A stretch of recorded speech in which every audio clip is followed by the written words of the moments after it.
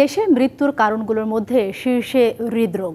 গবেষণা দেখা গেছে এই রোগে দৈনিক ৫৬২ জন মারা যান, আর রোগটিতে ভুগছেন ১,২,৬২,১৯০ জন।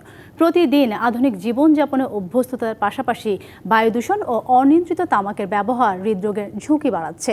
বিশ্ব হৃদরোগ দিবস উপলক্ষে আয়োজিত আলোচনায় এসব তথ্য উঠে এসেছে। বক্তারা নিজের হৃদয়ের যত্ন নিতে আহ্বান জানান সকলকে। শহরের দূষিত বাতাস নীরব ঘাতক হিসাবে মানুষের শরীরে তৈরি করছে নানা রোগ। এই মুহূর্তে বায়ু দূষণকে হৃদরোগের ঝুঁকির প্রধান কারণ বলছেন গবেষকরা।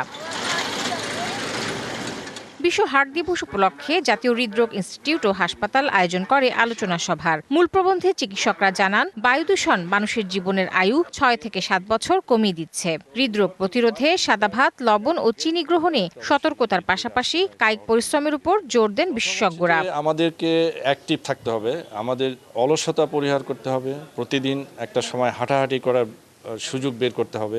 ৩টা সাদা জিনিস। Japan Bangladesh joint venture company JBS holdings limited. Avoid করা উচিত সাদা ভাত, সাদা লবণ এবং সাদা চিনি। হৃদরোগ প্রতিরোধে মানুষের মাঝে সচেতনতা তৈরির উপর গুরুত্ব দেন অনুষ্ঠানের সহযোগী রেনাটা পিএলসির চিফ মার্কেটিং অফিসার।